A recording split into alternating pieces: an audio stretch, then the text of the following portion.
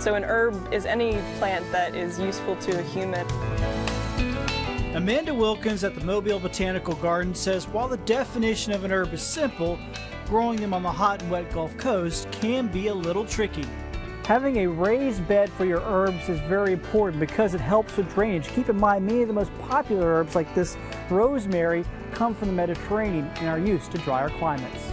If you want to have rosemary or lavender or oregano, planting them in pots or in raised beds is actually beneficial. You'll have a lot more success because usually your pots or your raised beds will allow the water to drain away from the roots of the plant. So they get water, but the water's not staying around the roots, which is usually how you lose your herbs.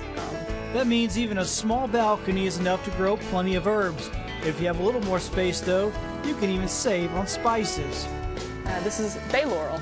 This is what you would use to flavor your soups and everything, and a lot of people like to grow this on their porches and throw it in a soup if they're making anything, and it does become a large tree.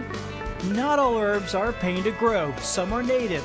You just may not be familiar with them or think of them as herbs, like this pink Indian.